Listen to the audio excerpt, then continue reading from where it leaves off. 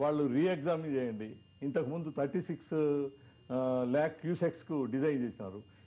50 lakh క్యూసెక్స్కు design చేయమని వాళ్ళు directions ఇచ్చినారు. ఆ 50 lakhs క్యూసెక్స్ డిజైన్ చేస్తే కూడా ఇది కృష్ణాలో వచ్చినట్టు గోదావరి మీద 2.5 times వచ్చిందంటే అది 87 lakh క్యూసెక్స్ అవుతుంది. This 50 lakh design will not withstand. తర్వాత ఇక్కడ కట్టే డ్యామ్ ఏదైతున్నదో ఆ ఫౌండేషన్స్ మన కాంక్రీట్ డ్యామ్కి కానీ మేసనరీ డ్యామ్కి కానీ సూటబుల్గా లేవు. ఎందుకంటే రాక్ 270 feet లోతులో ఉంది ఫౌండేషన్ రాక్. ఓకే, అంటే పైన కట్టేది 100 feet డ్యామ్ హైట్ అయితే 300 feet డెప్త్ నుంచి డ్యామ్ ఎవరు కట్టరు, ప్రపంచంలో ఎక్కడ లేదు. అందుకని అక్కడ rock filled earth dam. Okay, even so bridge కూడా ఇది సమస్య అంటారు. Yes, right. ఈ టెక్నికాలిటీస్ ఇవి ప్రస్తుతం భద్రాచలంలో ఉన్న మా ప్రతినిధి రవితో పాటు అక్కడ ఉన్న కొంతమంది ప్రజాప్రతినిధులు కూడా చూస్తున్నారు. ఒక చిన్న బ్రేక్ తీసుకుని దీనిపై వాళ్ళు ఏమనుకుంటున్నారు, ఎలా స్పందిస్తున్నారో చూద్దాం. చూస్తూనే ఉండండి TV9.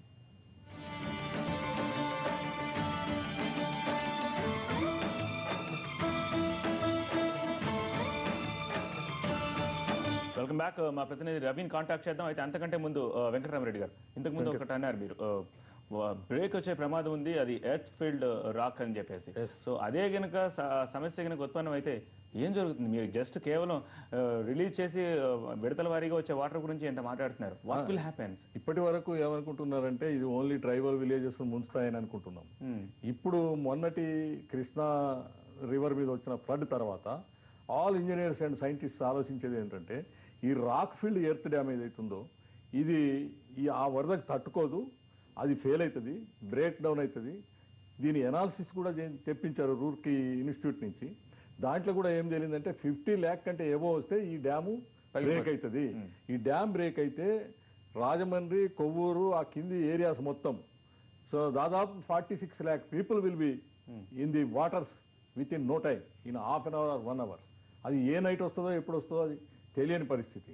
అందుకని ఇది చాలా డేంజరస్ డ్యామ్ అనేది ఇప్పుడు శివాజీరావు గారు ఏది మన విశాఖపట్నం మన ఈయన ఫార్మర్ ప్రిన్సిపాల్ ఇంజనీరింగ్ కాలేజ్ ఆయన అపోజ్ చేస్తున్నారు. ఈయన T Hanumantharao garu, all engineers they are thinking that this will definitely break.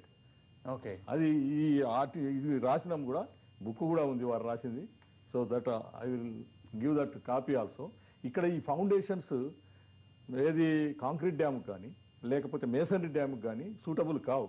ఎందుచేతనంటే రాకబడలేదు. 300 feet నుంచి మేసనరీ డ్యామ్ కట్టడం అనేది ప్రపంచంలో ఎక్కడ లేదు, ఇక్కడ కూడా కట్టడానికి లేదు. This only rock field earth dam. This will break at any time. మీరు అన్నది జరిగితే ఒక 2012 సినిమాని చూసినట్టు ఉంటుంది మీ లెక్క. తిరిగి ఒకసారి మా ప్రతినిధి రవిని కాంటాక్ట్ చేద్దాం. 12 సినిమాని చూసినట్టు ఉంటుంది మీ లెక్క. తిరిగి ఒకసారి మా ప్రతినిధి రవిని కాంటాక్ట్ చేద్దాం. రవి, ఎన్ని సమస్యలు వస్తున్నాయో రిటైర్డ్ చీఫ్ ఇంజనీర్ చెప్తున్న దాన్ని బట్టి చూస్తుంటే మనకు అర్థమవుతోంది. అక్కడున్న ప్రజాప్రతినిధులు ఏమనుకుంటున్నారు? మీ దగ్గర కొంతమంది ఎక్స్ఎమ్మెల్యే కూడా ఉన్నట్టుగా తెలుస్తోంది. చెప్పండి, ఏమంటున్నారు వాళ్ళు? దీనికి సంబంధించి వాళ్ళందరూ ఏం మాట్లాడుతున్నారు? పోలవరం ప్రాజెక్టు శ్రీరామ్ పాదసాగర్ ప్రాజెక్ట్ అని కూడా పేరుంది. అంటే శ్రీరాముడి పాదాలను ముంచడానికి ఈ పేరు పెట్టారా అని చెప్పేసి కూడా ఇక్కడ ప్రజలందరూ కూడా ప్రభుత్వం నిలదీసే అవకాశం కనిపిస్తుంది. దీనికి సంబంధించి మనతో మనం మాట్లాడదాం. చెప్పండి సార్, మీ ఈ ప్రాజెక్టుకి సంబంధించి మీరు ఎలా భావిస్తున్నారు? ఈ ప్రాజెక్టు భద్రాచలానికి ఏ మేరకు నష్టం వాటిల్తుంది అంటున్నారు? ఈ ప్రాజెక్టు పేరులోనే ఉందండి. 1940లో KL రావు గారు ఈ యొక్క ప్రతిపాదన పెట్టినప్పుడే దీని పేరే శ్రీరామ పాదసాగర్ ప్రాజెక్ట్ అని పెట్టారంట.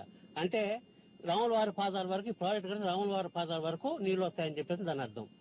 అంటే ఇప్పుడు గుడికి వరకు చూస్తే ఇదంతా ఎక్కడ ఉంటుందో అనేది మనం చెప్పగలిగే విషయమే. ఇకపోతే తర్వాత ఎన్టీ రామారావు గారు వచ్చిన తర్వాత తెలుగు గోదావరి సుజల సాగరం అన్నారు. ఆయన ఎంత పెట్టారంటే 150 అడుగులతోనే పెట్టారు. KL రావు గారు 180తోనే శ్రీరామ్ పాదసాగర్ అన్నారు. ఎన్టీ రామారావు గారు వచ్చిన తర్వాత తెలుగు గోదావరి సుజల సాగరం అని ఆయన 150 అడుగులతోనే కట్టడం ప్రారంభించారు. ఇప్పుడు కాంగ్రెస్ ప్రభుత్వం ఇప్పుడు కూడా 150 అడుగులతో దీన్ని ఇందిరా సాగర్ అంటున్నారు. పేర్లు మార్పులు తప్ప దీంట్లో అయితే ఏం మార్పులు జరగలేదు. ఎత్తులో కానీ నష్టంలో కానీ కష్టంలో కానీ ఏం మార్పులు జరగలేదు. అటువంటిప్పుడు మేము ఎట్లా ఉంటాం? ఇది చెప్పాల్సి వచ్చేప్పుడు మనం ఉన్న ఈ గట్టు 135 అడుగులో 137 అడుగులో ఉంది. దీని మీద ఇంకా 10-15 అడుగులు ఇంకెత్తు అటుపక్క చూస్తే గోడ కడుతున్నారు. అంటే ఇప్పుడు మేము ఇక్కడుండే ప్రజానీకం అంతా కూడా ఈ కట్ట అంటే ఒక 56 అడుగులు ఎత్తులో ఉంటే అంతకంటే ఇంకా 10 అడుగులు ఉంటే గోడ కడితే ఆ పైన నీళ్లు ఉంటే ఆ కింద మేము ఉండాలి. ఎప్పుడైనా బ్రేక్ అయితే మేమంతా కొట్టుకుపోవాలి. ఇది పరిస్థితి. ఎందుకంటే మనం చూస్తున్నాం గుజరాత్ లో మోర్వీ డ్యామ్ కానీ చూసినా కరీంబాగ్ కానీ పాలెంబాగ్ కానీ మన ఇంజనీరింగ్ పద్ధతిలో ఈ యొక్క అవినీతి దివాళా కోరి ఇంజనీర్లు కట్టే పద్ధతులు చూస్తే ఎప్పుడు బ్రేక్ అవుతారో ఎప్పుడు పోతారో కష్టం నష్టం జరిగింది. ఓకే, ఆదివాసీలకు సంబంధించినంత వరకు ఏ మేరకు నష్టం జరుగుతుంది, ప్రజలకు వీళ్ళందరూ ఏమని కోరుకుంటున్నారు, ఈ నష్టపరిహారాన్ని ప్రభుత్వం భరించే స్థితిలో ఉందా లేదా? స్పష్టంగా చెప్పాలంటే సార్ 2004లో వైఎస్ రాజశేఖర రెడ్డి గారు పల్లెపాట ఖమ్మం జిల్లా పర్యటన చేసిన తర్వాత విఆర్పురంలో మేము మొట్టమొదటిసారిగా పోలవరం వ్యతిరేకించిన సంఘంగా మేము ఆదివాసీ సంక్షేమ పరిస్థితి నుంచి మేము చెప్పడం జరిగింది. అప్పుడు ఖచ్చితంగా నిలదీశాం సీఎం గారిని. పోలవరం ప్రాజెక్టు కడితే ఇక్కడ గిరిజన జాతి అంతరించిపోతుంది, సంస్కృతి సంప్రదాయాలు అంతరించిపోతాయి, ఇక్కడ వాళ్ళ యొక్క జీవన స్థితిగతులు అంతరించిపోయే ప్రమాదం ఉంది. ఇది ఇతర ప్రాంతాల్లోని ఇతర ప్రాంతాలు లేని ప్రత్యేకమైన గిరిజన జాతులు ఏమన్నా ఈ ప్రాంతంలో ఉన్నాయా? వాళ్ళకైనా నష్టం జరుగుతుందా? ఇక్కడ గిరిజనేతరులు నివసిస్తున్నారు సార్. అయితే ప్రధానంగా ఎక్కువ నష్టపోయేది ట్రైబల్స్ నష్టపోతారు. ఇక్కడ 2 లక్షల మంది గిరిజనులు నిర్వసితులయ్యే ప్రమాదం ఉంది. ఖచ్చితంగా వైఎస్ రాజశేఖర రెడ్డి గారు చెప్పారు ఆ రోజు ఏమని, మేము గిరిజనులకు ఇసుమంతా కూడా అన్యాయం జరగకుండా మేము ఖచ్చితంగా వాళ్ళకి ప్యాకేజ్ ఇస్తాం, భూమికి భూమి ఇస్తాం, మరి వాళ్ళకి నిర్వసిత గ్రామాలని తరలించి వాళ్ళకి మరి గృహాలు ఏర్పాటు చేసి ఇస్తామని చెప్పడం జరిగింది. అయితే ఈనాడు ప్రభుత్వం నేటి వరకు కూడా ఎక్కడ కూడా 1 సెంటు భూమి కూడా సేకరించలేదు. ఎక్కడ కూడా నిరసితులకి వాళ్ళకి ఇల్లు కట్టించడం కానీ జరగలేదు. ఎక్కడ కూడా డబ్బులు ఇచ్చిన దాఖలాలు కూడా కనిపించట్లేదు. మీరు చెప్పండి, ఆల్టర్నేటివ్ ఏర్పాట్లు ఏం చేయాల్సి ఉంటుంది ఈ ప్రాజెక్ట్ కంటే? ఇంత ముప్పు రాకుండా కావచ్చు, లేకపోతే ఇంత ఫ్లడ్ ఇక్కడ నిలబడకుండా చేయడం కోసం, తగ్గించడం కోసం ప్రమాదాన్ని ఏ మేరకు అరేంజ్మెంట్స్ చేయాల్సిన అవసరం ఉంది? ఇప్పుడు 150 అడుగులు ఏదైతే ఎత్తు అయితే ప్రతిపాదించారో ఆ ఎత్తుని 100 అడుగులకి తగ్గించి ఇక్కడ శబరి కలిసిన తర్వాత ఒక చిన్న ప్రాజెక్టు మరియు కిన్నెరసాని వాటర్ కలిసిన ఒక ప్రాజెక్టు, వాళ్ళ పైన కూడా ఒక చిన్న ప్రాజెక్టులు కట్టడం వల్ల మరి ఇరిగేషన్ విధంగా కానీ అలా విద్యుత్ శక్తి సరఫరా విషయంలో కానీ అన్ని రకాలుగా ఈ ప్రాంతం కూడా ముప్పు లేకుండా ఉంటది. కాబట్టి చిన్న ప్రాజెక్టులే చాలా మరి న్యాయమైన విషయం అని చెప్పి మేము సభగా తెలియజేస్తున్నాం. మీరు మాజీ ప్రజాప్రతినిధిగా ఎమ్మెల్యేగా కూడా పనిచేశారు కాబట్టి మీరు ఎలాంటి ప్రతిపాదనలతో ప్రభుత్వం వద్దకు వెళ్లారు? మీ పార్టీ స్టాండ్ తీసుకుంది, పోలవరం ప్రాజెక్టు కట్టొద్దని ఒక స్టాండ్ తీసుకుంది. అయితే ఎలాంటి ప్రతిపాదనలు ప్రభుత్వం దగ్గరికి వెళ్ళారు? ప్రభుత్వం అన్నది దానికి సానుకూలంగా స్పందించే అవకాశం కనబడుతుందా? మేము మొదటి నుంచి కూడా ఇది ముంపు లేనటువంటి ప్రాజెక్ట్ కట్టమంటున్నాం. నది కానీ చీలేరు నది కానీ దీనికి అనుసంధానం ఉన్నట్టు అన్ని చోట్ల కూడా రిజర్వాయర్లు కట్టి ఆ నీటిని అందు కూడా వ్యవసాయానికి ఉపయోగించాలని మేము చెప్పాం. మొదటి నుంచి మేము చెప్పింది సీలేరు నది దగ్గర మోతుగూడ నేలకొండ దగ్గర అక్కడ డైవర్షన్ స్కీమ్, ఏది ఇరిగేషన్ కమ్ పవర్ కి ఉపయోగపడేటువంటి స్కీమ్ అది పెట్టాలని ఆనాడు చెప్పాం. ఇప్పుడు కూడా చెప్తాను. ఏదైతే పాపికొండల దగ్గర ఉన్నాయో, పాపికొండలో గోదావరి దగ్గర ఉన్నటువంటి పోలవరం దగ్గర ఉన్న అక్కడ నీకు అవసరమైతే టర్నల్ ద్వారా విశాఖపట్నం నీళ్లు తీసుకెళ్ళి, కానీ ఈ ప్రాంతాన్ని మన్యాన్ని ముంచకుండా ఉండేటువంటి ప్రతిపాదనలు ఉన్నాయి. మేము చెప్పడం కాదు, నిపుణులు ఉండే జల సంఘం నిపుణులు ధర్మారావు గారు, హనుమంతరావు గారు, వారు కూడా మా పార్టీ రాష్ట్ర కార్యదర్శి కేంద్ర నాయకత్వం చర్చించి అఖిలపక్ష సమావేశంలో కూడా అనేక ప్రతిపాదనలు చెప్పాం. ప్రభుత్వం పెడచెవిన పెట్టి కుట్రపూరితంగా మోసపూరితంగా ఈ ఏజెన్సీని మన్యాన్ని ముంచే ప్రయత్నం చేస్తున్నా తప్ప ఇది వాళ్లకు ఏమాత్రం ఉపయోగం లేదు. ఈ ప్రాంత ప్రజలు ముంచడానికి ఉపయోగపడే పోలవరం వల్ల ఎలాంటి నష్టం జరుగుతుంది? భద్రాచల ప్రజలు మీరందరూ కూడా ఎలా ఫీల్ అవుతున్నారు? పోలవరం ప్రాజెక్టు కట్టడానికి భారత కమ్యూనిస్ట్ పార్టీగా మేము వ్యతిరేకం కాదు. పోలవరం ప్రాజెక్టు కట్టాలి, కానీ ప్రభుత్వం తీసుకునే నిర్ణయాలు ఎలాగ ఉన్నాయి? వాళ్ళకు ఒక మాట చెప్తుంది, స్పష్టమైన వైఖరి లేదు.